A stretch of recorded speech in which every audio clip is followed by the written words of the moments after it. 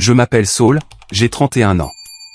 Et jusqu'à il y a 6 mois, je vivais la meilleure vie possible en enseignant l'anglais à Séoul. Puis j'ai appris que ma grand-mère bien-aimée, Hélène, était décédée, me léguant son appartement en bord de mer en Floride. C'était notre endroit spécial, rempli de souvenirs d'enfance. Ce à quoi je ne m'attendais pas, c'est que ma sœur Amanda me trahirait de la pire des manières alors que j'étais à des milliers de kilomètres de chez moi. Avant de vous raconter comment j'ai découvert la trahison de ma sœur alors que j'étais à l'autre bout du monde, dites-moi d'où vous regardez dans les commentaires et abonnez-vous si vous voulez plus d'histoires sur les trahisons familiales et comment la justice finit par trouver son chemin. Ayant grandi dans une petite ville près de Pittsburgh, mon enfance était assez ordinaire jusqu'au divorce de mes parents quand j'avais 8 ans. Cet été-là, ma mère nous a envoyés, ma sœur Amanda et moi, chez notre grand-mère Hélène dans son appartement à Tampa Bay, en Floride.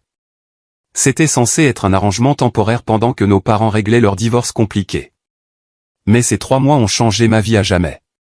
Grand-mère Hélène ne ressemblait à aucun adulte que j'avais connu. Elle se réveillait à 5 heures tous les matins pour se promener le long de la plage, ramasser des coquillages et saluer les pêcheurs qui partaient pour la journée. Son appartement n'était pas luxueux, mais il offrait la vue la plus spectaculaire sur le golfe. Des baies vitrées dans le salon mettaient en valeur des couchers de soleil qui semblaient peints juste pour nous. Le balcon s'enroulait sur 2 côtés de l'unité, offrant un endroit parfait pour boire le café du matin ou lire des livres dans la brise de l'après-midi. Saul, disait-elle en me tendant une canne à pêche. L'océan enseigne la patience mieux que n'importe quelle salle de classe. Nous passions des heures sur la jetée publique à attendre que les poissons mordent. Je n'étais pas particulièrement doué pour la pêche, mais je chérissais ces moments de calme avec elle. Elle m'a appris à nettoyer et à cuisiner ce que nous attrapions, m'inculquant une appréciation pour les plaisirs simples. Amanda, qui avait 10 ans à l'époque, ne montrait aucun intérêt pour ces activités. Pendant que j'apprenais à lancer une ligne ou à identifier différents oiseaux de mer, elle restait à l'intérieur à regarder la télévision ou à se plaindre de la chaleur et du sable. Grand-mère a essayé de l'inclure, proposant de lui apprendre l'artisanat des coquillages ou comment faire sa célèbre tarte au citron vert, mais Amanda a toujours refusé. Pourquoi voudrais-je perdre mon temps à faire des colliers de coquillages stupides, a-t-elle dit un jour assez fort pour que grand-mère l'entende. J'ai vu la peine dans les yeux de grand-mère Hélène, mais elle n'a jamais grondé Amanda pour son impolitesse. En grandissant, le fossé entre la façon dont nous nous relations avec notre grand-mère n'a fait que se creuser. J'ai continué à passer les étés avec elle pendant mes années de lycée et mes vacances universitaires. Amanda ne venait que lorsque notre mère l'Y forçait, et ses visites devenaient de plus en plus tendues à mesure que sa nature matérialiste se développait. Au moment où Amanda a atteint la vingtaine, ses visites à grand-mère semblaient toujours coïncider avec des besoins financiers. Elle arrivait avec des histoires de problèmes de voiture, de dépôt de garantie pour un appartement ou d'opportunités éducatives nécessitant un financement immédiat. Grand-mère, aussi gentille qu'elle soit, refusait rarement, même si je pouvais voir qu'elle n'était pas dupe de la manipulation. Ta sœur voit les relations comme des transactions, m'a un jour confié grand-mère pendant ma dernière année d'université. Je l'aime tendrement, mais je m'inquiète de la personne qu'elle devient. Je comprenais ce qu'elle voulait dire. Lors d'un dîner de Thanksgiving particulièrement inconfortable, Amanda a passé tout le repas à parler du nouveau SUV de luxe de son amie, laissant entendre lourdement qu'elle avait elle-même besoin d'un nouveau véhicule. Lorsque grand-mère a changé de sujet pour me demander mes projets après l'obtention de mon diplôme, le visage d'Amanda s'est assombri de jalousie. Bien sûr, tu préfères parler de l'avenir de Saul plutôt que de m'aider avec mes problèmes, a-t-elle lancé sèchement, quittant la table en trombe. Après avoir terminé l'université avec un diplôme en littérature anglaise, j'ai eu du mal à trouver un but. Les opportunités d'emploi étaient limitées, et rien ne suscitait ma passion. Lors d'un de nos appels téléphoniques hebdomadaires, grand-mère m'a suggéré d'envisager d'enseigner à l'étranger. Tu as toute ta vie pour te poser, a-t-elle dit. Pourquoi ne pas voir le monde d'abord ? Découvrir différentes cultures, rencontrer des gens qui voient la vie à travers des yeux différents. Ces encouragements m'ont poussé à postuler pour un poste d'enseignant à Séoul. Quand j'ai été accepté, elle était plus excitée que n'importe qui d'autre. La nuit précédant mon départ, elle a appelé avec des mots qui resteraient gravés en moi. Saul, explorer le monde ne signifie pas que tu abandonnes ton foyer. Cela signifie que tu élargis ce que le mot foyer peut signifier. Elle a promis que son appartement serait toujours un endroit où je pourrais retourner chaque fois que j'aurais besoin de retrouver mes racines. La première année à Séoul m'a transformé. Enseigner l'anglais à des professionnels sud-coréens était difficile mais gratifiant. Je me suis fait des amis du monde entier et j'ai commencé à construire une vie que je n'aurais jamais imaginé possible. Pendant tout ce temps, grand-mère et moi avons maintenu notre lien grâce à des appels vidéo hebdomadaires. Au cours de ma 2e année à l'étranger, la santé de grand-mère a commencé à décliner. Ce qui a commencé comme une simple toux persistante a été diagnostiqué comme un cancer du poumon de stade 4. J'ai immédiatement proposé de rentrer, mais elle a refusé. Amanda n'habite qu'à 20 minutes maintenant, m'a-t-elle assuré. Elle est très serviable, m'emmène à mes rendez-vous et m'aide à la maison. Finis ton contrat et nous réévaluerons la situation quand tu auras terminé. Nos appels vidéo ont continué, bien qu'ils soient devenus plus courts à mesure que son énergie diminuait. À chaque appel, elle paraissait plus mince, plus fragile. Amanda apparaissait occasionnellement en arrière-plan, et bien qu'elle semble attentive aux besoins de grand-mère pendant ses brefs aperçus, quelque chose dans sa manière semblait théâtrale, surtout quand elle remarquait que je regardais. Lors de ce qui serait notre dernier appel vidéo, grand-mère semblait particulièrement fatiguée, mais a insisté pour me montrer le coucher de soleil depuis son balcon. Ses mains tremblaient alors qu'elle positionnait la tablette pour capturer les oranges et les violets brillants s'étendant dans le ciel. « Souviens-toi, Saul, dit-elle doucement. Certaines choses dans la vie valent plus que l'argent. Cette vue m'a apporté la paix pendant 30 ans. Aucune somme sur un compte en banque ne pourrait remplacer ça. Je ne savais pas alors que ce seraient ses derniers mots pour moi. Ni à quel point il se révélerait prophétique. L'appel est arrivé à 3 heures du matin, heure de Séoul. J'étais profondément endormi lorsque la sonnerie persistante de mon téléphone a finalement percé ma conscience. Voir le nom d'Amanda sur l'écran m'a immédiatement glacé le sang. Elle n'appelait jamais sauf en cas de nécessité absolue. Grand-mère est décédée il y a 1 heure, a-t-elle dit sans préambule, sa voix plate et sans émotion. Les funérailles sont prévues pour vendredi. J'ai déjà tout arrangé. Pas de « je suis désolé ». Ou de « ça va ». Juste des faits livrés comme un bulletin météo. Je suis resté assis en silence, abasourdi, essayant de réaliser que grand-mère était partie pendant qu'Amanda continuait de parler de pompes funèbres et d'arrangements floraux. « Peux-tu reporter les funérailles jusqu'à ce que je puisse arriver ?» ai-je demandé, calculant déjà à quelle vitesse je pourrais organiser un congé d'urgence et réserver un vol. « Ce n'est pas pratique, a répondu Amanda. Le salon funéraire ne peut nous accueillir que vendredi. De plus, ton contrat ne se termine que dans 3 mois. Ça n'a pas de sens que tu le rompes pour une cérémonie de 2 heures. Autant que je détestais l'admettre, il y avait une part de vérité dans sa logique. Rompre mon contrat aurait des conséquences financières et professionnelles importantes. Mon directeur avait déjà précisé que les congés d'urgence étaient limités à la famille immédiate, parents et enfants. Une règle qui semblait cruellement arbitraire à ce moment-là. Nous mettrons en place un lien vidéo pour que tu puisses y assister virtuellement, a proposé Amanda, ce qui semblait être sa version d'un compromis. Les jours suivants se sont écoulés dans un flou de chagrin et de tâches administratives. Mes amis coréens ont remarqué ma détresse, mais n'ont pas tout à fait compris la profondeur de ma perte. Les différences culturelles dans le deuil m'ont fait me sentir encore plus isolé. Je me surprenais à penser aux plats préférés de grand-mère chaque fois que je passais devant des restaurants de fruits de mer coréens, me souvenant de son plaisir à essayer les nouvelles recettes que je lui décrivais de mes aventures à l'étranger. Vendredi est arrivé et je me suis assis seul dans mon petit appartement à minuit, vêtu d'un costume noir, regardant les funérailles de ma grand-mère se dérouler à travers l'écran d'une tablette posée sur ma table de cuisine.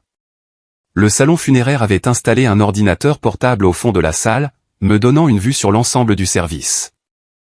L'assistance était plus restreinte que je ne l'avais prévu, juste une poignée de parents et de voisins. Amanda se tenait au pupitre, prononçant un éloge funèbre qui aurait pu concerner n'importe qui. Elle a parlé du dévouement de grand-mère à la famille et de son esprit généreux sans une seule anecdote ou souvenir personnel. Alors qu'elle tamponnait ses yeux secs avec un mouchoir, j'ai remarqué qu'elle avait regardé sa montre 2 fois. Notre cousin Thomas s'est approché de l'écran pendant la réception qui a suivi, emmenant l'ordinateur portable dans un coin plus calme. « Comment tu tiens le coup, Saul ?» a-t-il demandé, la première personne à s'enquérir réellement de mon bien-être. « Pas très bien, ai-je admis. Ça ne semble pas réel de si loin. »« Écoute, » a baissé la voix Thomas, jetant un coup d'œil par-dessus son épaule. « Je ne veux pas ajouter à ton stress, mais quelque chose cloche avec Amanda. Elle parle à un agent immobilier qui est ici. Ça semble inapproprié pour des funérailles, non ? » Avant que je puisse répondre, Amanda est apparue derrière lui, prenant le contrôle de l'ordinateur portable. L'avocat est prêt pour la lecture du testament. Je dois l'emmener dans la salle de conférence. La lecture virtuelle du testament n'a été suivie que par la famille immédiate, Amanda, moi et notre mère, qui était assise silencieusement dans un coin, l'air mal à l'aise. Walter Thompson, l'avocat de grand-mère depuis plus de 20 ans, a ajusté ses lunettes alors qu'il se préparait à lire le document. À ma petite fille, Amanda, a-t-il lu, je lègue ma collection de bijoux et la somme de 25 000 $. Le sourire crispé d'Amanda n'a pas atteint ses yeux. À mon petit-fils, Saul, a poursuivi Walter, je lègue ma propriété en copropriété au Gebrest Towers, y compris tous les meubles et objets personnels qui s'y trouvent. L'écran s'est figé un instant. Que ce soit à cause de problèmes de connexion ou de la réaction d'Amanda, je ne pouvais pas le dire. Quand l'image est revenue, Amanda était debout. Son visage était rouge de colère. Ce doit être une erreur, dit-elle sèchement. Saul ne vit même pas dans le pays. À quoi lui servirait un appartement en Floride? C'est moi qui me suis occupé d'elle. Walter a retiré ses lunettes calmement. Il n'y a pas d'erreur, Amanda. Votre grand-mère a été très claire sur ses souhaits. Elle a également laissé une lettre personnelle à chaque bénéficiaire expliquant ses décisions. Il a brandi une enveloppe avec mon nom écrit de l'écriture distinctive de grand-mère. Je vais vous la faire scanner et vous l'envoyer par email immédiatement, Saul. 1 heure plus tard, seul dans mon appartement, le direct des funérailles terminé, j'ai ouvert l'email contenant les derniers mots de grand-mère. Mon très cher Saul, si tu lis ceci, c'est que je suis parti pour la prochaine aventure. Ne sois pas triste trop longtemps. J'ai eu une vie merveilleuse, surtout les moments que j'ai partagés avec toi. Je te laisse ma maison parce que tu comprends ce qui la rend spéciale.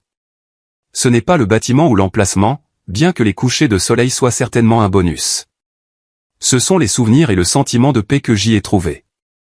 Amanda voit l'appartement comme un montant en dollars. Mais tu le vois pour ce qu'il est vraiment, un sanctuaire. Que tu choisisses d'y vivre un jour ou simplement de le visiter de temps en temps pour te souvenir de nos moments ensemble, je sais que tu honoreras l'esprit de cet endroit. Le gestionnaire de la propriété, Harold, a toutes les informations dont tu auras besoin. Souviens-toi de ce que je t'ai appris. Les choses les plus précieuses dans la vie ne peuvent être ni achetées ni vendues. Tout mon amour, grand-mère Hélène. Les larmes coulaient sur mon visage alors que je lisais et relisais ces mots. Le lendemain matin, j'ai contacté Harold de la société de gestion immobilière pour me présenter et discuter de l'entretien de la propriété pendant que je restais à Séoul. Il semblait soulagé d'avoir de mes nouvelles. Votre grand-mère parlait souvent de vous, a-t-il dit.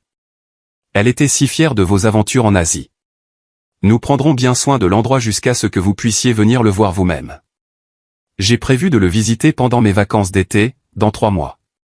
Malgré la distance, savoir que le sanctuaire de grand-mère m'attendait m'a apporté du réconfort pendant mes moments de deuil les plus sombres. Je m'endormais chaque nuit en imaginant le bruit des vagues se brisant sur le rivage sous son balcon, planifiant comment j'honorerais sa mémoire à mon retour. 6 mois après les funérailles, ma vie à Séoul avait trouvé un nouveau rythme. La douleur aiguë du deuil s'était transformée en une douleur sourde qui se ravivait occasionnellement lorsque quelque chose me rappelait grand-mère. Mon contrat d'enseignement se passait bien et j'avais même commencé à sortir avec une autre expatriée nommée Jasmine qui enseignait dans une école voisine. Les vacances d'été approchaient et avec elles mon voyage prévu en Floride. J'avais déjà réservé mon vol et organisé 3 semaines de congé. Chaque nuit, je m'endormais en pensant à marcher sur la plage de grand-mère, à trier ses affaires et à me connecter avec les fragments de sa vie qu'elle m'avait confiés. J'avais même fait une liste détaillée des objets dont je me souvenais de mon enfance que j'espérais retrouver. Sa collection de coquillages peints à la main, le livre de recettes usées contenant les instructions de sa célèbre tarte au citron vert, et la canne à pêche que nous avions utilisée ensemble. Puis est arrivé l'email qui a tout brisé. Il est arrivé un mardi matin alors que je me préparais pour la classe. L'objet, de la part de Gulf Breeze Property Management, indiquait « Résiliation des services, clôture du compte ». Supposant qu'il s'agissait d'une affaire administrative nécessitant mon attention, je l'ai ouvert sans inquiétude. Cher Monsieur Walker, cette lettre sert de confirmation que Gulf Breeze Property Management a mis fin à tous les services pour l'unité 1507 au Gebrest Towers à compter du 15 avril suite à la vente de la propriété et au transfert de propriété. Tous les dépôts de garantie et les réserves d'entretien ont été transmis aux nouveaux propriétaires comme spécifié dans les documents de clôture. Pour toute demande future concernant la propriété, veuillez contacter Sunshine Coast Realty aux coordonnées ci-dessous. Nous vous souhaitons bonne chance dans vos projets futurs. Cordialement, Harold Jenkins, Gulf Breeze Property Management. Je fixais l'écran, lisant et relisant le message, certain qu'il y avait eu une erreur. Vente, nouveau propriétaire. Ce ne pouvait pas être vrai. J'ai immédiatement essayé d'appeler Harold, mais avec le décalage horaire de 12 heures, je n'ai eu que sa messagerie vocale. Mes mains tremblaient en tapant une réponse. Harold, il doit y avoir une erreur. Je n'ai pas vendu l'appartement. Veuillez m'appeler dès que possible, quelle que soit l'heure. J'ai à peine réussi à tenir mes cours du matin, vérifiant mon téléphone compulsivement entre les leçons. Pendant la pause déjeuner, j'ai essayé d'appeler Amanda, mais son téléphone est allé directement sur la messagerie vocale. J'ai laissé un message urgent lui demandant de me rappeler immédiatement. Avec un désespoir croissant, j'ai cherché en ligne des informations sur les Gulf Breeze Towers. Là, sur un site immobilier, je l'ai trouvé. Unité 1507, indiquée comme vendue pour 480 000 $. L'annonce comprenait des photos de l'appartement de grand-mère, de ses meubles, de sa vue, de sa maison. La date de vente était exactement 3 mois après ses funérailles. Mon estomac s'est noué alors qu'un terrible soupçon se formait. J'ai appelé le bureau de Walter Thompson, calculant qu'il serait en milieu de matinée en Floride. Je suis désolé. Monsieur Thompson est au tribunal aujourd'hui, m'a informé son assistante. Puis-je prendre un message? C'est extrêmement urgent, ai-je insisté, entendant la panique dans ma propre voix. C'est à propos de l'appartement de ma grand-mère, Helen Walker. Je crois qu'il a été vendu frauduleusement. Il y eut une pause sur la ligne. Laissez-moi voir si je peux joindre Monsieur Thompson pendant la suspension d'audience. Il devrait être disponible dans environ 2 heures. Ces 2 heures ont été les plus longues de ma vie. J'ai annulé mes cours de l'après-midi, prétextant une maladie. De retour dans mon appartement, j'ai fouillé les réseaux sociaux à la recherche d'indices et j'ai trouvé ce que je cherchais sur le compte Instagram d'Amanda. Des photos postées au cours des 3 derniers mois la montraient lors d'une croisière de luxe dans les Caraïbes, posant devant une BMW flambant neuve et faisant du shopping dans des magasins haut de gamme. Les légendes faisaient de vagues références à de « nouveaux départs » et au fait « obtenir enfin ce que je mérite ». Dans une publication particulièrement exaspérante datant juste après la vente de la propriété, elle posait avec du champagne, écrivant « La maison est là où je choisis de la faire ». Quand Walter Thompson a finalement appelé, j'étais presque hystérique. « Saul, calmez-vous », a-t-il dit après mon explication haletante. Ce que vous décrivez est extrêmement grave. J'ai besoin que vous m'envoyiez par email toute la documentation que vous avez reçue de la société de gestion immobilière. Comment cela a-t-il pu arriver, ai-je demandé. L'appartement était légalement à moi. Comment a-t-il pu être vendu sans que je le sache ou que je donne mon consentement? C'est ce que nous devons déterminer, a répondu gravement Walter. D'après ce que vous décrivez, il semble que quelqu'un ait pu falsifier des documents ou se présenter à tort comme ayant l'autorité de vendre la propriété. Laissez-moi enquêter et je vous recontacterai. Alors que j'attendais les conclusions de Walter, j'ai reçu un SMS d'Amanda qui m'a glacé le sang. Il faut qu'on parle. Appelle-moi. Quand j'ai appelé, sa voix était désinvolte, presque ennuyée. Alors, tu as découvert pour l'appartement. Il t'en a fallu du temps.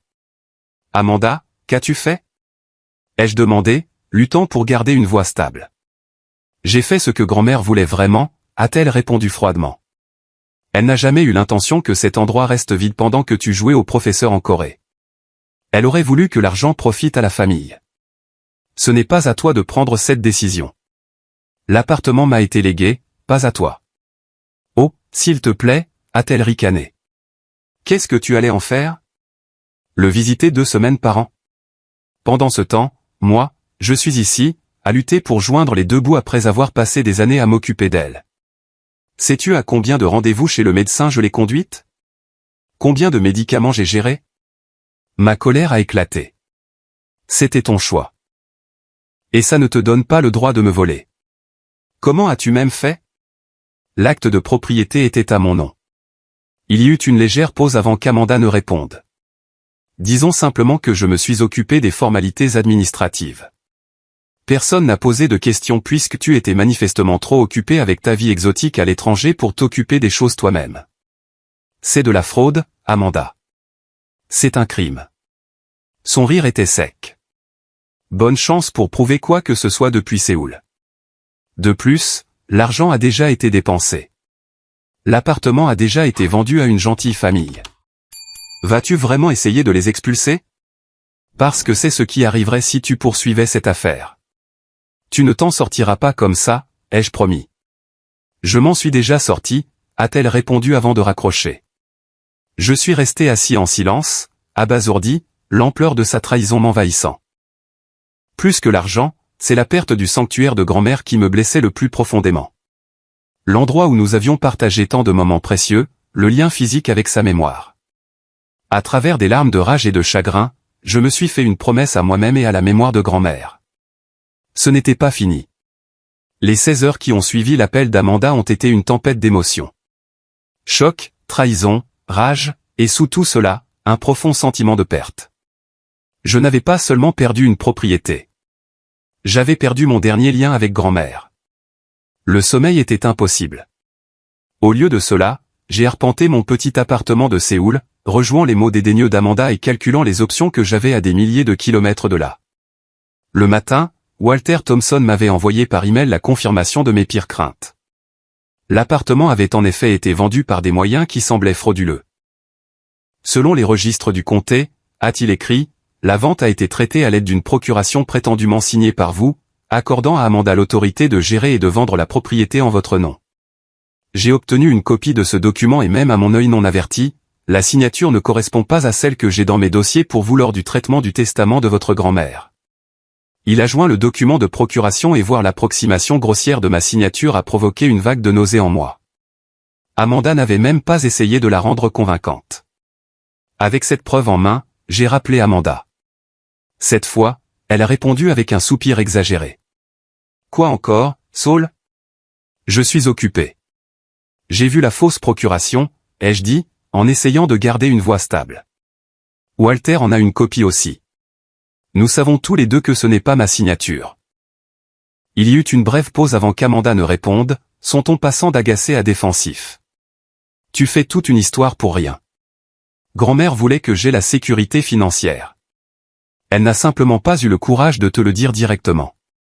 C'est un mensonge, ai-je rétorqué. Elle a explicitement exprimé ses souhaits dans son testament et dans sa lettre. Tu n'avais aucun droit de prendre ce qu'elle voulait que j'aie. La voix d'Amanda s'est élevée brusquement. Comment saurais-tu ce qu'elle voulait? Tu n'étais même pas là. Tu étais parti vivre ta vie excitante en Corée pendant que je changeais ses bassins de lit et que je la conduisais à ses rendez-vous de chimiothérapie. Où étais-tu quand elle avait besoin de quelqu'un physiquement présent? Ces mots ont touché un point sensible, déclenchant la culpabilité que je portais depuis la mort de grand-mère. Avais-je abandonné ma responsabilité en restant à l'étranger pendant ces derniers mois? Amanda, sentant son avantage, a poursuivi, l'appartement était un gâchis pour toi. Tu n'allais pas y vivre. Tu n'allais pas le visiter plus d'une fois par an. Pendant ce temps, moi, je lutte pour payer mon loyer à 15 minutes de là. En quoi est-ce juste? Il ne s'agit pas de justice, ai-je argumenté. Il s'agit de respecter les souhaits de grand-mère et la loi. Tu as commis une fraude, Amanda. C'est une infraction pénale. Elle a ri. Mais j'ai détecté une note de nervosité sous la bravade.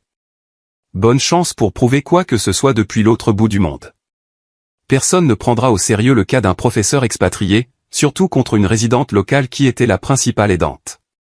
J'engagerai un avocat, ai-je menacé. Avec quel argent, a-t-elle répliqué. Enseigner l'anglais à Séoul ne te rend guère riche. Pendant ce temps, j'ai accès à des fonds pour le meilleur avocat de la défense de Tampa si nécessaire. Fais-y face, Saul. Tu es dépassé. Passe à autre chose et oublie l'appartement. Il ne s'agit pas seulement de l'appartement, ai-je dit, ma voix se brisant malgré mes efforts pour rester calme. Il s'agit de ce que grand-mère voulait. Il s'agit des souvenirs que cet endroit contient. Les souvenirs ne paient pas les factures, a répondu froidement Amanda. Grandis, Saul. C'est le monde réel. Les gens veillent à leurs propres intérêts. C'est ce que tu t'es dit en falsifiant ma signature? En trahissant ton propre frère? Ne sois pas si dramatique. J'ai fait ce que j'avais à faire. Et l'argent, ai-je demandé. 480 000 $. Où est-il maintenant? Ça ne te regarde pas, a-t-elle lancé sèchement. Mais si tu veux savoir, je l'ai investi dans mon avenir. Quelque chose que grand-mère aurait soutenu si elle n'avait pas été si obsédée par son favoritisme envers toi. Je vais me battre, ai-je promis. Quoi qu'il en coûte. Sa voix s'est durcie. Alors tu es encore plus idiot que je ne le pensais. Si tu poursuis cette affaire, je m'assurerai que tout le monde sache que tu as abandonné grand-mère quand elle avait le plus besoin de toi. Comment penses-tu que cela sera perçu par la famille élargie? Par les tribunaux? Laisse tomber, Saul. Pour ton propre bien. La menace a plané dans l'air avant qu'elle ne mette fin à l'appel. Je suis resté là, le téléphone toujours collé à l'oreille comme si j'attendais plus de son venin. Quand j'ai finalement posé le téléphone, mes mains tremblaient d'un mélange de rage et de détermination. Cette nuit-là, j'ai à peine dormi. Des cauchemars de l'appartement de grand-mère en train d'être démantelé, ses biens précieux jetés, son sanctuaire violé, m'ont réveillé à plusieurs reprises. Le matin, le brouillard du choc s'était levé, remplacé par une clarté cristalline. Je ne laisserai pas Amanda effacer le dernier cadeau de grand-mère. Je ne pouvais pas ramener grand-mère, mais je pouvais honorer ses souhaits et tenir Amanda pour responsable de sa trahison. À l'aube sur l'horizon de Séoul, j'ai pris une décision. Il ne s'agissait pas seulement de récupérer une propriété ou de l'argent. Il s'agissait de justice, de se dresser contre la manipulation et la cruauté qu'Amanda avait exercée avec tant d'insouciance. Malgré la distance, malgré les défis, je me battrai. J'ai ouvert mon ordinateur portable et j'ai commencé à faire des recherches sur les cas de fraude immobilière internationale, prenant des notes détaillées sur les précédents et les procédures. Ensuite, j'ai compilé toutes les preuves que j'avais. Les emails de la société de gestion immobilière, les captures d'écran des publications d'Amanda sur les réseaux sociaux montrant sa richesse soudaine, le document de procuration falsifié. Les chances semblaient contre moi. J'étais à des milliers de kilomètres avec des ressources financières limitées contre une sœur qui avait une présence locale et un accès aux fonds obtenus frauduleusement. Mais j'avais quelque chose de plus fort de mon côté. La vérité et la détermination de voir la justice rendue, peu importe le temps que cela prendrait. Le matin après ma confrontation avec Amanda, je me suis réveillé avec un sentiment de détermination qui a percé le brouillard de la trahison et de la colère. Ma première étape a été de trouver une représentation légale. Mais en tant qu'étranger vivant à l'étranger avec une affaire en Floride, j'ai fait face à des défis importants.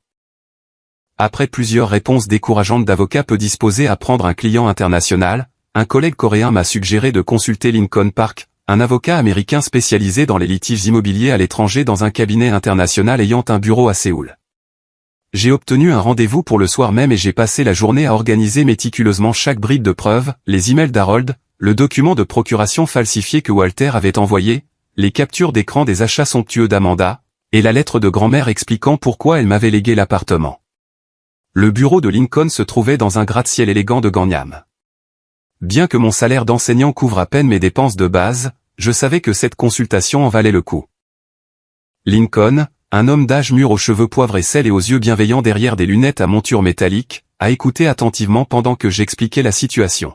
« C'est tout un drame familial », a-t-il dit quand j'ai eu fini. « Mais heureusement pour vous, votre sœur a commis quelques erreurs cruciales. »« Que voulez-vous dire ?» ai-je demandé, l'espoir vacillant pour la première fois depuis des jours. Premièrement, la falsification est relativement facile à prouver avec une analyse de signature. Deuxièmement, la trace écrite de sa richesse soudaine immédiatement après la vente frauduleuse crée un récit convaincant. Troisièmement, elle semble avoir été plutôt effrontée à ce sujet. Affichant son nouveau style de vie sur les réseaux sociaux, ne couvrant pas ses traces. Il a tapoté pensivement son stylo contre son bloc-notes. Cependant, poursuivre cette affaire depuis l'étranger présente des défis uniques. Nous aurons besoin de quelqu'un sur le terrain en Floride pour recueillir des preuves, interroger des témoins et représenter vos intérêts localement. Je ne peux pas me permettre d'engager plusieurs avocats, ai-je admis. Abordons cela de manière stratégique, a suggéré Lincoln. J'agirai en tant que votre conseil principal, mais nous engagerons un détective privé à Tampa pour recueillir des preuves. C'est plus rentable que de faire gérer tout par un avocat de Floride. À la fin de notre réunion, nous avions élaboré un plan. Lincoln s'occuperait des aspects internationaux et de la stratégie juridique, tandis que Jackson Monroe, un détective privé à Tampa avec de l'expérience dans les cas de fraude immobilière, recueillerait les preuves locales. En une semaine, Jackson a commencé à envoyer des rapports qui ont dépassé mes attentes. Il a découvert qu'Amanda n'avait pas seulement falsifié ma signature, mais s'était également présentée à tort à la société de titres comme ayant ma pleine autorisation pour gérer la vente. Il a interrogé des voisins qui ont confirmé avoir vu Amanda vider des objets de l'appartement avant la vente, des photographies de famille, des œuvres d'art et de petits meubles ayant une valeur sentimentale. Le plus accablant de tout, Jackson a trouvé le notaire qui avait traité le document de procuration frauduleux. La jeune notaire a admis qu'elle n'avait pas correctement vérifié l'identité, se fiant à la parole d'Amanda qui affirmait être autorisée à signer en mon nom pendant ma longue maladie. Un autre mensonge qu'Amanda avait fabriqué. Pendant ce temps, Walter Thompson avait commencé sa propre enquête. Se sentant en partie responsable de ne pas avoir détecté la fraude plus tôt, il a fourni à Lincoln des copies originales de ma signature réelle provenant des procédures du testament de grand-mère, qui contrastaient vivement avec la falsification. Votre sœur n'a même pas essayé de faire correspondre correctement votre signature, m'a dit Walter lors d'un appel vidéo, secouant la tête. C'est comme si elle pensait que personne ne vérifierait ou ne s'en soucierait. Le niveau d'arrogance est stupéfiant. Walter a également découvert qu'Amanda avait accédé au compte email de grand-mère après sa mort, interceptant les communications de la société de gestion immobilière qui m'était destinée.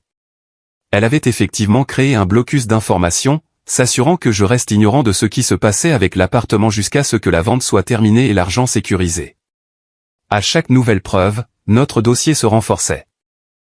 Lincoln a préparé la documentation pour déposer des accusations civiles de fraude, de falsification et de détournement de biens.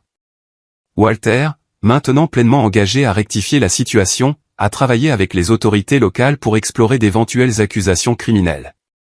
Tout au long de ce processus, j'ai continué à enseigner, bien que mes élèves aient sans aucun doute remarqué ma distraction. Jasmine, ma petite amie, est devenue mon ancre émotionnelle, écoutant mes diatribes frustrées et me rappelant de manger quand je devenais trop absorbé par les détails de l'affaire. « Souviens-toi pourquoi tu fais ça » disait-elle. Il ne s'agit pas seulement de l'argent ou même de la propriété. Il s'agit d'honorer les souhaits de ta grand-mère. Ces mots résonnaient profondément. Quand l'épuisement menaçait de me submerger, ou quand les complexités juridiques semblaient insurmontables, je relisais la lettre de grand-mère, me reconnectant avec sa sagesse et son amour. Dans ces moments, je pouvais presque entendre sa voix m'exhorter à aller de l'avant, me rappelant que certaines batailles valent la peine d'être menées, quelles que soient leurs difficultés.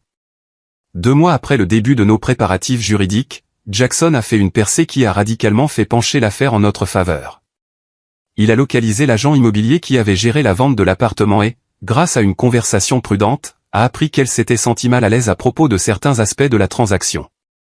Amanda était insistante pour conclure la vente rapidement, a rapporté Jackson. L'agent trouvait étrange que le frère du propriétaire ne soit nulle part en vue, surtout compte tenu de la valeur importante de la propriété. Elle a soulevé des inquiétudes, mais Amanda a produit la procuration et a insisté sur le fait que tout était en règle. Plus important encore, l'agent avait conservé toute la correspondance avec Amanda, y compris des emails où Amanda prétendait explicitement agir en mon nom avec ma pleine connaissance et mon consentement, une preuve écrite de sa fausse déclaration délibérée. Armé de cette montagne croissante de preuves, Lincoln a demandé une injonction temporaire pour geler les produits de la vente de l'appartement qui restaient sur les comptes d'Amanda. Le tribunal de Floride a accédé à notre demande, citant les preuves substantielles et convaincantes d'activités frauduleuses. Quand Amanda a découvert que ses comptes étaient gelés, sa façade soigneusement construite a commencé à s'effriter. Son message vocal frénétique m'est parvenu alors que je me préparais à me coucher. « Que as-tu fait » a-t-elle sifflé. « Mes comptes sont bloqués. Je ne peux pas accéder à mon argent. Tu n'avais pas le droit. » Je n'ai pas répondu immédiatement, suivant le conseil de Lincoln de minimiser la communication directe qui pourrait potentiellement être utilisée contre nous. Quand Amanda a rappelé le lendemain matin, son ton était passé de la colère au désespoir. « Saul, nous devons en parler. J'ai déjà dépensé la moitié de l'argent. C'est parti. Je ne peux pas le rembourser même si je le voulais. » « Alors tu aurais dû y penser avant de me voler » ai-je répondu calmement. Ce n'était pas du vol. C'était une redistribution de ce que grand-mère aurait dû diviser équitablement en premier lieu.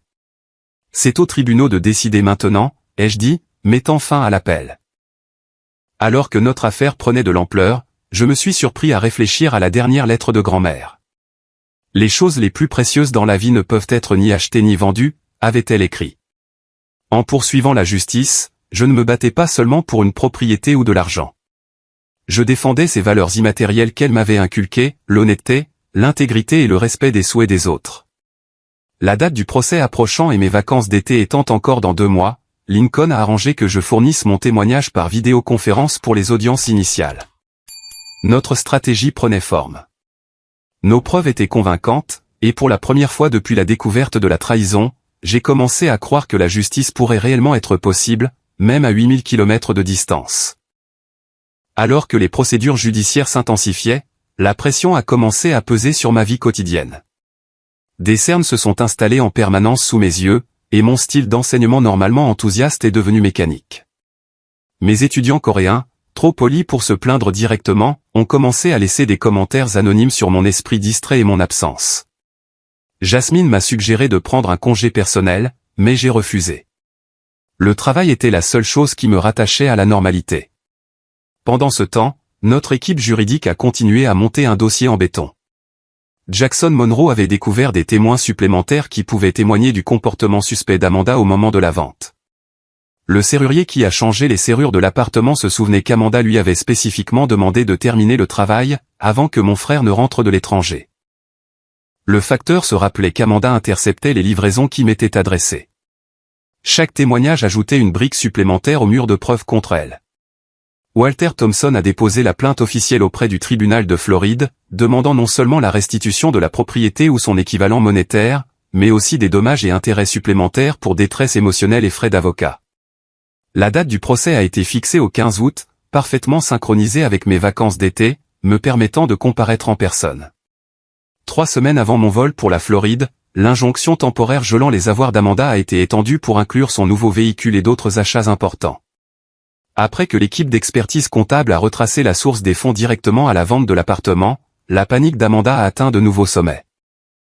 Ses appels sont devenus de plus en plus erratiques, alternant entre des supplications larmoyantes et des menaces vicieuses. J'ai maintenu un contact minimal, transmettant chaque message vocal et SMS à Lincoln comme preuve supplémentaire de son comportement instable.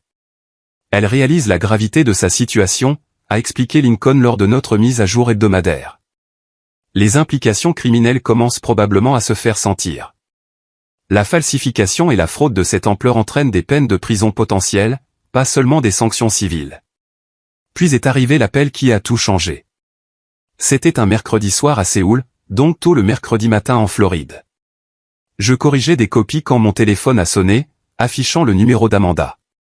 Contre mon meilleur jugement, j'ai répondu. « Allô, Amanda. »« Salut, petit frère. » Sa voix était artificiellement joyeuse, presque pâteuse. Je soupçonnais qu'elle avait bu. Je voulais juste te donner une petite mise à jour sur ma vie fabuleuse. Amanda, je ne pense pas, j'ai acheté une nouvelle voiture hier, a-t-elle poursuivi, ignorant mon interruption. Une Jaguar F-Type. 60 000 $. Elle se conduit comme un rêve. Mon estomac s'est noué. Le tribunal a gelé tes avoirs. Comment as-tu acheté une voiture? Elle a ri. Le son était cassant et creux. J'ai mes méthodes. Tout l'argent n'était pas sur ses comptes. Tu sais, je suis plus intelligente que tu ne le penses. Ce n'est pas un jeu, Amanda. Tu aggraves les choses pour toi-même. Oh, s'il te plaît. Rien ne va m'arriver. Tu sais pourquoi? Parce que tu n'es que parole. Tu es à 8000 km en train de jouer au professeur pendant que moi, je profite de l'argent qui aurait dû être le mien depuis le début. Quelque chose dans sa certitude suffisante a allumé une colère froide en moi. Pendant des mois, je m'étais retenu, suivant les conseils de Lincoln de rester professionnel et détaché. Mais l'entendre se vanter de continuer à dépenser ce qu'elle avait volé, c'était trop. Laisse-moi te dire exactement ce qui se passe, Amanda, ai-je dit, ma voix stable. Jackson Monroe monte un dossier contre toi depuis 3 mois. Il a interrogé 12 témoins qui peuvent témoigner de tes activités frauduleuses. Qui diable est Jackson Monroe? La confiance dans sa voix vacillait légèrement. Un détective privé qui documente chacun de tes mouvements depuis avril. Il a des déclarations du notaire qui admet ne pas avoir correctement vérifié l'identité avant de légaliser la fausse procuration. Il a des emails de l'agent immobilier où tu prétends explicitement agir avec ma pleine connaissance et mon consentement. Silence sur la ligne. J'ai continué. Walter a des experts en signature prêts à témoigner que le document de procuration contient une falsification qui ne ressemble même pas de près à ma signature réelle. Le procureur de la République examine le dossier pour d'éventuelles accusations criminelles. Falsification, fraude et vol qualifié. Tu bluffes, a-t-elle murmuré, mais l'incertitude s'était glissée dans sa voix. Le serrurier que tu as engagé se souvient que tu as spécifiquement mentionné la nécessité de changer les serrures avant que mon frère ne rentre de l'étranger. Tes publications sur les réseaux sociaux montrant des achats immédiatement après la vente ont été archivées comme preuve de mobile et de conscience de culpabilité. Le procureur pense que c'est un cas exceptionnellement clair. Le son de la respiration d'Amanda est devenu plus lourd. Demain matin, ta nouvelle Jaguar sera ajoutée au gel des avoirs. Toute tentative de cacher ou de transférer des fonds supplémentaires ajoutera le blanchiment d'argent aux accusations. Tes relevés bancaires ont été assignés à comparaître, montrant d'importants retraits en espèces après la vente de l'appartement. Des retraits que tu devras justifier. Arrête, a-t-elle dit, sa voix faible. Les acheteurs de l'appartement ont été interrogés. Ce sont des parties innocentes dans tout ça, mais ils ont fourni des copies de toutes les communications où tu te présentais comme ayant l'autorité légale de vendre. Chaque document, chaque email renforce le dossier contre toi. Saul, La date du procès est fixée au 15 août. Je serai là en personne. Lincoln s'attend à ce que ce soit une affaire vite réglée, étant donné la montagne de preuves. La Floride prend la fraude immobilière très au sérieux, Amanda. Rien que les sanctions pénales. Je ne pensais pas que tu le découvrirais, a-t-elle lâché, sa façade composée s'effondrant enfin. Tu étais censé être en Corée pendant au moins 1 an de plus. D'ici là, tout aurait été réglé, l'argent dépensé. Il n'y aurait rien eu à récupérer. L'aveu a flotté dans l'air entre nous pendant plusieurs secondes. Aucun de nous n'a parlé. Puis j'ai entendu quelque chose que je n'aurais jamais attendu. Amanda pleurait. Pas les larmes théâtrales qu'elle avait utilisées pour manipuler grand-mère, mais de véritables sanglots brisés. Qu'est-ce que je vais faire, a-t-elle murmuré. Je ne peux pas aller en prison. Je ne peux pas rembourser l'argent. La plupart est partie. Pendant un instant, j'ai ressenti une lueur de sympathie. Me souvenant de la petite fille qui avait été ma sœur avant que la cupidité et le ressentiment ne la transforment. Puis je me suis souvenu du sanctuaire de grand-mère, vendu sans égard pour ses souhaits ou mes sentiments, et ma résolution s'est durcie. Tu aurais dû penser aux conséquences avant de commettre une fraude, ai-je dit calmement. Parle à un avocat, Amanda. Tu vas en avoir besoin. La ligne est restée silencieuse si longtemps que j'ai cru qu'elle avait raccroché. Finalement, d'une voix à peine audible, elle a demandé, Y a-t-il un moyen de régler ça? De faire disparaître tout ça? Ce n'est plus à moi de décider, ai-je répondu honnêtement. Le processus judiciaire a commencé. Les preuves existent. Les tribunaux décideront. Je n'y ai pas réfléchi, a-t-elle admis. J'ai juste vu l'opportunité et je l'ai saisie. Je me suis convaincu que tu ne méritais pas l'appartement, que grand-mère avait fait une erreur. Ce n'était pas à toi de prendre cette décision. Je le sais maintenant. Une autre longue pause. Pour ce que ça vaut, je suis désolé. Pas que tu me crois. Elle avait raison. Je ne la croyais pas. Son remords semblait né des conséquences, pas de la conscience. Au revoir, Amanda, ai-je dit, mettant fin à l'appel. Je suis resté assis en silence par la suite, les émotions en ébullition. La confrontation n'avait apporté aucune satisfaction, aucun soulagement de la douleur de la trahison. Au lieu de cela, je me sentais vide, vidé par la connaissance que quoi qu'il arrive ensuite, notre relation fraternelle était irrémédiablement endommagée.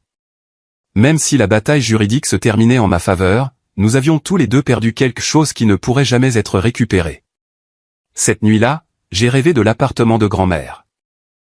Pas tel qu'il apparaissait dans les annonces immobilières, mis en scène et impersonnel, mais tel que je m'en souvenais, la collection de coquillages disposés sur le rebord de la fenêtre, le couvre-lit délavé drapé sur son fauteuil de lecture préféré, l'odeur de tarte au citron vert flottant depuis la cuisine.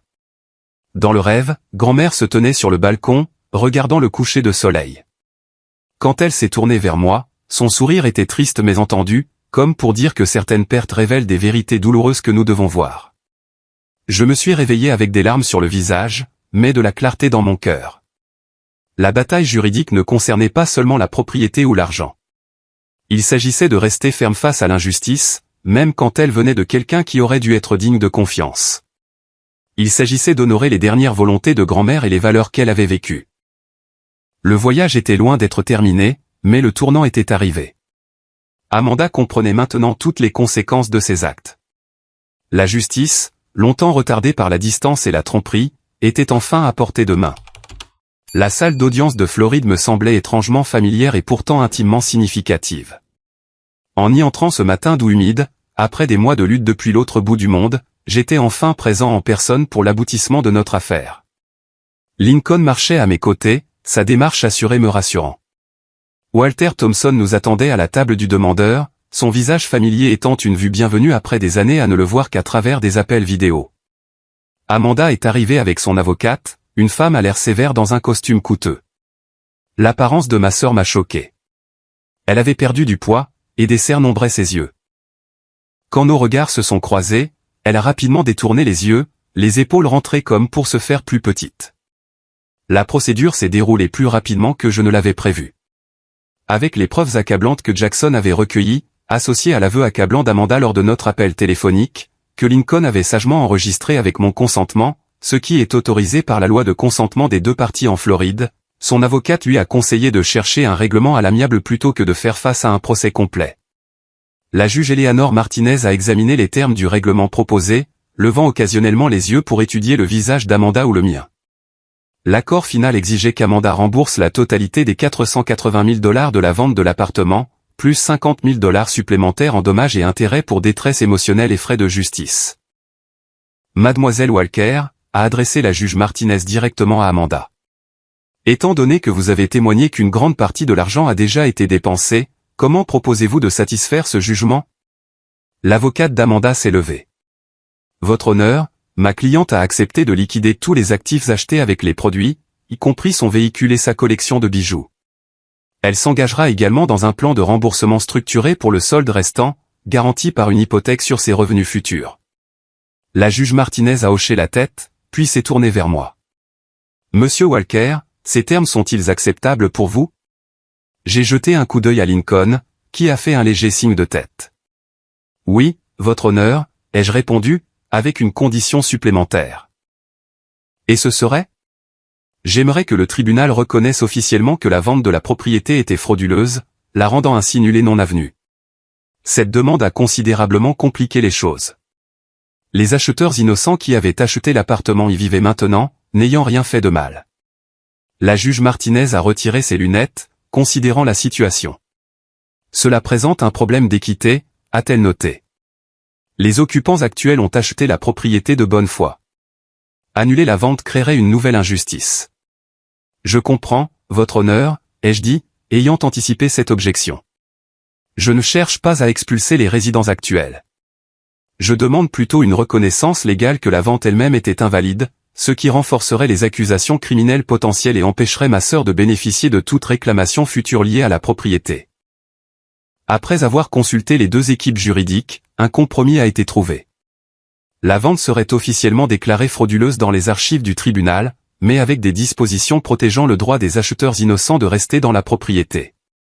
En échange, je recevrais la pleine valeur marchande plus les dommages et intérêts, et Amanda ferait face aux conséquences de ses actes sans déplacer la famille qui avait involontairement acheté une propriété volée.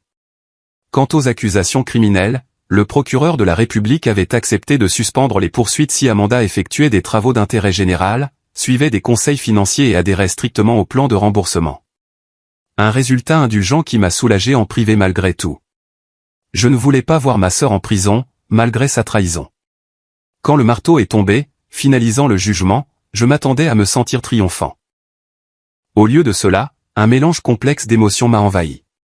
Le soulagement que justice ait été rendue, la tristesse pour ce que notre relation familiale était devenue, et un sentiment persistant de perte pour le sanctuaire de grand-mère qui ne pourrait jamais vraiment être remplacé. Amanda s'est approchée de moi alors que nous sortions de la salle d'audience, son avocate planant protectricement à proximité. « Je sais que tu me détestes probablement », a-t-elle commencé, sa voix à peine audible. « Je ne te déteste pas, Amanda », ai-je répondu honnêtement. « Je suis déçu et blessé, mais la haine demande de l'énergie. Je ne suis pas prêt à en dépenser plus. » Elle a hoché la tête, les yeux baissés. « Je n'ai pas pensé à ce que l'appartement signifiait pour toi. Je n'ai vu que les signes de dollars. C'est pourquoi grand-mère me l'a laissé en premier lieu, ai-je dit.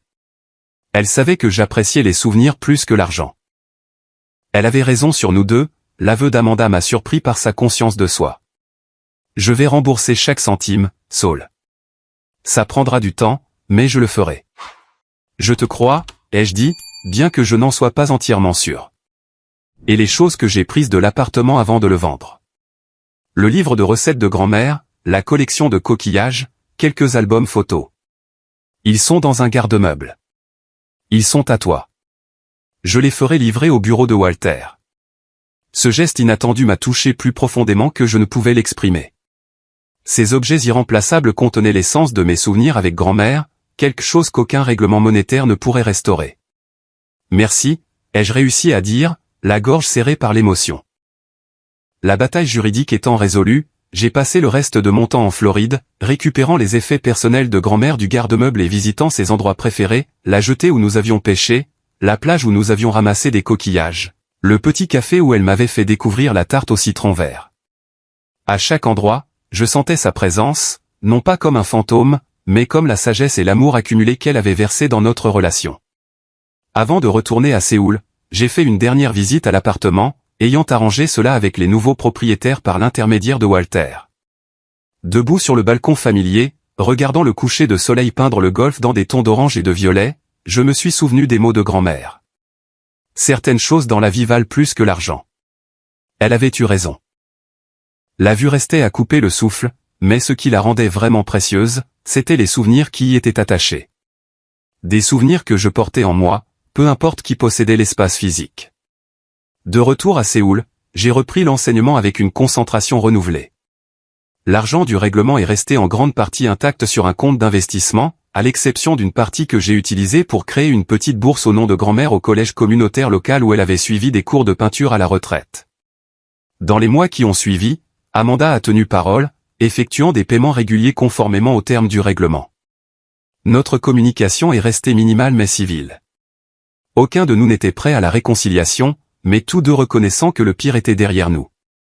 L'expérience m'avait changé. Je suis devenu plus affirmé pour défendre ce qui était juste, plus conscient de l'importance d'une documentation claire, et paradoxalement, plus reconnaissant des héritages immatériels qui ne peuvent être ni volés ni vendus. Grand-mère m'avait donné bien plus qu'un appartement. Elle m'avait donné des valeurs, des souvenirs, et finalement la force de les défendre. Lors de mon dernier appel vidéo avec Walter pour finaliser quelques papiers, il a partagé une pensée qui m'est restée. Ta grand-mère serait fière de la façon dont tu as géré cela, Saul, a-t-il dit. Pas seulement la victoire juridique, mais la façon dont tu es resté fidèle à tes principes tout au long. Tu t'es battu pour la justice sans chercher la vengeance. Ces mots ont affirmé ce que j'avais fini par réaliser. En honorant les souhaits de grand-mère, j'avais également honoré la personne qu'elle m'avait élevé à être. Un an après le procès, j'ai reçu un colis inattendu d'Amanda. À l'intérieur se trouvait la canne à pêche usée de grand-mère, celle que nous avions utilisée ensemble sur la jetée tant de fois, accompagnée d'une simple note. Trouvez ça dans mon grenier. Je pensais que tu devrais la voir. Ah, j'ai exposé la canne à pêche en bonne place dans mon appartement de Séoul. Un rappel tangible que même au lendemain de la trahison, la guérison reste possible. Toutes les relations ne peuvent pas ou ne doivent pas être restaurées à ce qu'elles étaient autrefois. Mais avec le temps et les efforts, de nouvelles compréhensions peuvent émerger d'une confiance brisée. Le dernier cadeau de grand-mère n'était pas seulement l'appartement ou sa valeur monétaire. C'était la leçon que défendre ce qui est juste, même contre sa famille, est parfois le choix le plus aimant que nous puissions faire. Que le véritable héritage ne se mesure pas en biens ou en possession, mais dans les valeurs que nous choisissons d'incarner et les souvenirs que nous choisissons d'honorer. Que auriez-vous fait à ma place ? Auriez-vous intenté une action en justice contre un frère ou une sœur qui vous a trahi ou trouvé un autre moyen de résoudre le conflit ? Partagez vos pensées dans les commentaires ci-dessous. Si cette histoire a résonné en vous, veuillez aimer et vous abonner pour plus d'expériences de la vie réelle sur les défis familiaux et le chemin de la guérison. Et rappelez-vous, parfois l'héritage le plus précieux n'est pas ce qui est écrit dans un testament, mais la sagesse transmise d'une génération à l'autre. Merci d'avoir écouté mon histoire et puissiez-vous trouver de la force dans vos propres parcours familiaux.